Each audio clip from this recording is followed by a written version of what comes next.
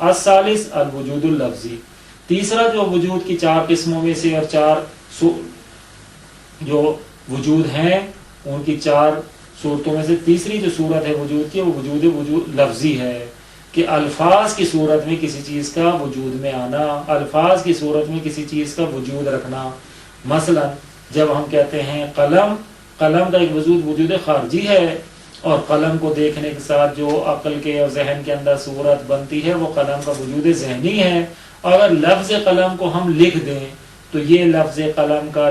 بلکہ لفظ قلم جو ہے جو ہم تلفظ کرتے ہیں بولتے ہیں تو یہ وجود لفظی ہے۔ قاف لام میم جب ہم کہتے ہیں قلم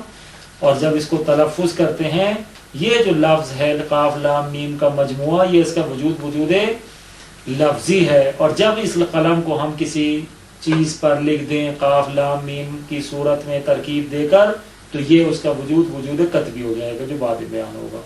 تو یہ جو وجود لفظی ہے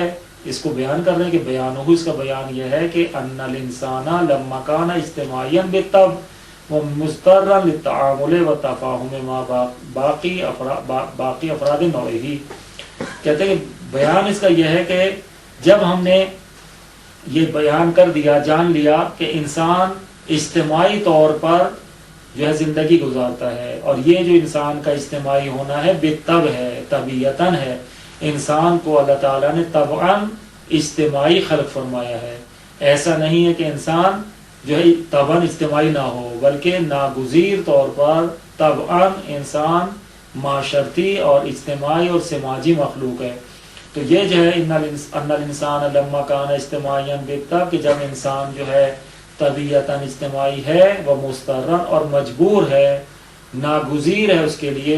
ناچار ہے کہ للتعامل والتفاہم کہ وہ جو ہے معاملہ کرے، تعامل باب تفاعل سے یعنی لین دین کرے، دوسروں کے ساتھ جب معاملہ کرے گا تو کچھ دے گا کچھ لے گا، یہ جو تعامل ہے لوگوں کے ساتھ لین دین والتفاہم اور سمجھنا اور سمجھانا جو ہے ما باقی افراد نوعی اپنی نوع انسانیت کے باقی افراد کے ساتھ یہ انسان تعامل اور تفاہم کی طرف جو ہے مجبور ہے، مضطر ہے، ناگزیر ہے اس کے لیے کہ لوگ اپنے نوع کے باقی افراد کے ساتھ لین دین کرے اور افہام و تفہیم کرے۔ فَإِنَّهُ مُحْتَاجٌ إِلَى نَقْلِ أَفْكَارِهِ إِلَى الْغَيْرِ وَفَهْمِ أَفْكَارِ الْغَيْرِ، پس وہ انسان جو ہے محتاج ہے کہ وہ اپنی فکروں کو اپنی افکار کو غیر کی طرف نقل دے، منتقل کرے اپنی بات کو دوسروں تک اور دوسروں کی افکار کو سمجھے درک کرے۔ تو پس جب انسان جو ہے اپنی افکار کو نقل کرنے اور دوسرے کی بات کو افکار کو سمجھنے کے لیے محتاج ہے، وَالطَّرِيقَةُ الْأَوَّلِيَّةُ لِلتَّفْهِيمِ، اور جو پہلا ابتدائی طریقہ تھا کہ جب الفاظ وجود نہیں رکھتے تھے تو پہلا اور ابتدائی طریقہ جو تھا سمجھنے اور سمجھانے کا، کسی کو بات کو سمجھانے کا جو طریقہ تھا، تفہیم کا جو طریقہ تھا وہ یہ تھا کہ ان یحضر الاشیاء الخارجیہ بنفسها، کہ خارج میں جو اشیاء وجود رکھتی ہیں خود ان اشیاء خارجیہ کو پیش کر دیا جائے، حاضر کر دیا جائے۔ اگر کسی کو کوئی چیز کسی دوسرے سے درکار ہے تو یہ نہیں کہ اس سے جا کر اس چیز کا نام لے کر تلفظ کر کے اس کو اس چیز سے طلب کرے، بلکہ وہ چیز پیش کر دے۔ اگر کسی کو کسی دوسرے سے گندم مثلا درکار ہے تو خود اس گندم کو دوسرے کے سامنے جو ہے پیش کرے، حاضر کرے، تاکہ یہ جو گندم کا وجود خارجی ہے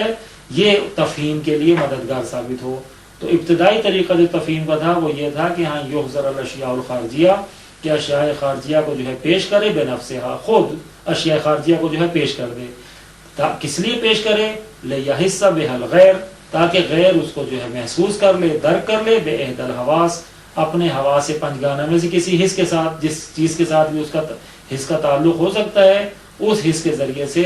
اس حاضر کی جانے والی خارجی چیز کو وہ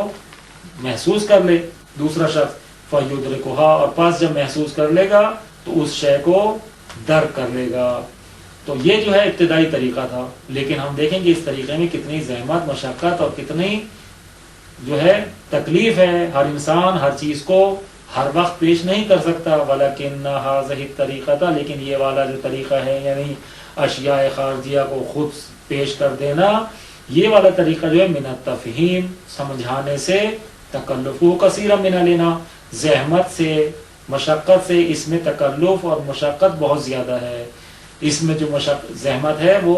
بہت زیادہ تکلف آور ہے، مشقت آور ہے. بس یہ زحمت جو ہے انسان چاہتا ہے کہ اس زحمت سے بچے تاکہ وہ جو ہے زیادہ اس کے لیے دشوار نہ ہو. کیوں زحمت ہے؟ انہا لا تفیم بتفہیم اکثر الاشیاء والمعانی، بنا پر اس کے کہ یہ والا طریقہ جو ہے لا تفیم وفا نہیں کرتا، پورا نہیں کرتا بتفہیم اکثر الاشیاء والمعانی، بہت سی اشیاء اور بہت سے معنی کے سمجھانے کو. کہ بہت ساری اشیاء بہت سے معنی کو جب ہم سمجھانا چاہتے ہیں تو یہ جو طریقہ اولیہ ہے کہ خود ان اشیاء کو پیش کر دیا جائے، بہت ساری صورتوں میں بہت ساری اشیاء اور بہت سارے معنی کے بارے میں یہ تفہیم کا طریقہ جو ہے یہ کفایت نہیں کرتا، وفا نہیں کرتا، پورا نہیں کرتا اس بات کو. کیوں؟ اما یا تو اس طرح سے ہے کہ لأنہا لیست من الموجودات الخارجیہ، یا تو وہ شے جس کو ہم جو ہے خارج میں پیش کرنا چاہتے ہیں اس کا اصلا وجود خارجی نہیں ہے، وہ مفاہیم اور معنی سے تعلق رکھتی ہے. ایسی چیز کے جو مفاہیم اور معنی سے تعلق رکھے اور ہم اس کو کسی دوسرے کی طرف نقل دینا چاہیں تو کیونکہ وجود خارجی ہی نہیں رکھتی تو کس طریقے سے ہم اس کو جو ہے حاضر کریں گے کہ دوسرے کو سمجھا سکیں. تو یا تو اصلا اس کا موجودات خارجی میں سے نہیں نہ ہونے کی وجہ سے ہم جو ہے اس کو پیش نہیں کر سکتے تو لہٰذا جو ہے ہم مشقت میں پڑ جائیں گے اور تفہیم نہیں کر سکیں گے. او لأنہا لا يمکن احضارها، یا پھر یہ ہے کہ اس کا حاضر کرنا ممکن نہیں ہے، اس کو پیش نہیں کر سکتے. مثلا ایسی چیز ہے کہ جو موسمی ہے، وقتی ہے، ایک موسم میں ہے ایک موسم میں نہیں ہے، یا ایک جگہ وجود رکھتی ہے اور ایک جگہ وجود نہیں رکھتی، یا اسی طریقے سے کوئی اور عدم امکان کی صورت ہو سکتی ہے کہ اس کو پیش کرنا ممکن نہ ہو. مثلا ہاتھی کو اگر کسی کو سمجھانا چاہتے ہیں تو کہاں سے ہاتھی لائیں کہ اتنی بڑی شے کو اس کے سامنے پیش کر سکیں. تو مثلا ایسی چیز کہ جس کا احضار جو ہے ممکن نہیں ہے تو یہ جو ہے انسان کے لیے باعث زحمت بن سکتا ہے. تو پس یہ جو پہلا طریقہ تھا یہ دو لحاظ سے بہت سارے معنی اور بہت ساری اشیاء کو جو ہے سمجھانے میں کفایت نہیں کرتا، وفا نہیں کرتا. تو پس کیا طریقہ ہو تو بیان کرتے ہیں کہ فَأَلْهَمَ اللَّهُ تَعَالَى الْإِنسَانَ طَرِيقَةً سَهْلَةً سَرِيَّةً فِي التَّفْهِيمِ، پس اللہ تعالیٰ نے انسان کو الہام فرمایا ایسا آسان اور سری طریقہ سمجھنے میں کہ جو جلدی سے انسان کے لیے افہام و تفہیم کا وسیلہ قرار پائے. پس اللہ تعالیٰ نے انسان کو ایک آسان اور سری راستہ سمجھنے کا الہام فرمایا بِأَنْ مَنَعَهُ قُوَّةً عَلَى الْكَلَامِ وَالنُّطْقِ، کہ اس طرح سے کہ اللہ تعالیٰ نے عطا کیا انسان کو ایک قوت، ایک طاقت کلام کرنے اور بولنے پر. کہ یہ جو اللہ تعالیٰ نے انسان کو تکلم کی اور نطق کرنے کی جو صلاحیت اور قوت اور طاقت دی ہے، اس طاقت کے وسیلے سے انسان ان مفاہیم کو، ان معانی کو، ان اشیاء کو کہ جو خارج میں وجود نہیں رکھتی یا جو ہے ان کا حاضر کرنا ممکن نہیں ہے، مشکل ہے، ان کو جو ہے الفاظ کی شکل میں کلام کر کے، تکلم کر کے، نطق کر کے بیان کر دے. تو یہ جو اللہ تعالیٰ نے آسان طریقہ اس کو تعلیم فرمایا ہے، الہام فرمایا ہے، یہ بیان اس طرح سے ہے کہ منعہ اس کو عطا کر دیا ہے قوتاً، ایسی طاقت اور ایسی قوت علی الکلام والنطق جو کلام اور نطق پر ہے، بتقاطیع الحروف، حروف کے قطع کرنے کے ساتھ، کہ وہ جو حروف تہجی ہیں وہ ٹکڑے ٹکڑے ہیں، الگ الگ ہیں. ان حروف کو جو ہے جب انسان مجموعے کی شکل دیتا ہے، الفاظ کی شکل دیتا ہے تو پھر اس سے جو ہے مختلف الفاظ بنتے ہیں اور ان الفاظ کی دلالت مختلف معنی پر ہوتی ہے. تو یہ جو اللہ تعالیٰ نے قوت عطا کی ہے نطق اور کلام کی بتقاطیع الحروف، حروف کے قطع اور ٹکڑے ٹکڑے کرنے کے ساتھ ہے، تاکہ لیؤلف منها الالفاظ، تاکہ وہ ان حروف کے ٹکڑوں سے، حروف سے الفاظ کو تالیف دے، الفاظ کو مرکب کرے اور ان الفاظ کی دلالت معنی پر ہو. وَبِمُرُورِ الزَّمَنِ، اور زمانے کے گزرنے کے ساتھ، مرور زمانے کے ساتھ، جب وقت گزرتا جا رہا ہے تو یہ جو زمانے اور وقت کی گزرنے کے ساتھ ہے دعت انسان الحاجت، انسان کو حاجت نے دعوت دی، وادار کیا، وہی ام الاختراع، اور یہی جو حاجت ہے یہ ام اختراع ہے کہ انسان اگر کوئی بھی چیز جو ہے حاصل کرنا چاہتا ہے تو جب اسی وقت اس کو حاصل کرتا ہے جس چیز جب اس کو حاجت ہوتی ہے. حاجت جو ہے وہ ایجاد کی ماں ہے، ضرورت ایجاد کی ماں ہے، جس کو ہم کہتے ہیں کہ جب انسان کو ضرورت ہوتی ہے تو وہ ایجاد کرتا ہے چیز. تو یہی جو انسان کو جب ضرورت پیش آئی، اور یہی کیونکہ ضرورت وہ ایجاد کی ماں ہے، ام الاختراع ہے، تو اس حاجت نے انسان کو وادار کیا الی ان یضع لکل معنی یعرفہ، کہ وہ جو ہے وضع کرے ہر اس معنی کے لیے کہ جس کو وہ جانتا ہے. کیا وضع کرے؟ بعد میں آ رہا ہے لفظاً کہ ہر اس معنی کے لیے جس کو وہ جانتا ہے، وَيَحْتَاجُ إِلَى التَّفَاهُمِ عَنْهُ، اور اس کے بارے میں تفاہم کرنا چاہتا ہے. جن معنی کو جانتا ہے، جن معنی کو تفاہم کرنے کا نیاز مند ہے، سمجھنے اور سمجھانے کا نیاز مند ہے، تو اس کے لیے جو ہے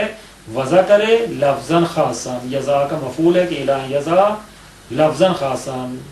پس انسان کو حاجت نے وادار کیا، دعوت دی اس چیز پر کہ وہ جو ہے وضع کرے انسان لفظ خاص کو ہر اس معنی کے لیے جن کو وہ جانتا ہے، اور جن چیزوں کے تفاہم کا، سمجھنے اور سمجھانے کا وہ محتاج ہے. کیوں الفاظ کو وضع کرے؟ لِيَحْضُرَ الْمَعَانِيَ بِالْأَلْفَاظ، تاکہ وہ معانی کو الفاظ کی جگہ حاضر کر سکے. لِيَحْضُرَ الْمَعَانِيَ بِالْأَلْفَاظ، تاکہ وہ معانی کو حاضر کرے الفاظ کے وسیلے سے. پہلے معانی کو حاضر کرنا ممکن نہ تھا، تفاہم کرنا ممکن نہ تھا، کیونکہ وہ جو معانی تھے ان کا خارجی وجود نہیں تھا. لیکن اب معانی کا حاضر کرنا الفاظ کے وسیلے سے ممکن ہو گیا ہے. تو پس اس نے جو ہے الفاظ کو وضع کیا ہے ان معانی کے لیے جن کو وہ جانتا تھا. کس لیے؟ لِيَحْضُرَ الْمَعَانِي بِالْأَلْفَاظ، تاکہ معانی کو حاضر کرے الفاظ کے ذریعے، الفاظ کے وسیلے سے. بدلا من احضارها بنفسها، بدلے اس کے کہ خود ان معانی کو بذات خود حاضر کرے. تو پس معانی کو حاضر کرنے کے بجائے خود معانی کے بجائے الفاظ کو حاضر کرنا، یہ اللہ تعالیٰ نے اس کو اس قوت کے ذریعے سے صلاحیت دے دی. وَلِأَجْلِ، اور اس وجہ سے کہ ان تثبت فی ذہنک ایھا الطالب ھذہ العبارہ اکررھا لک. اس کو انشاءاللہ اگلے جلسے میں بیان کرتے ہیں. اللہم صلی علی محمد و آل محمد.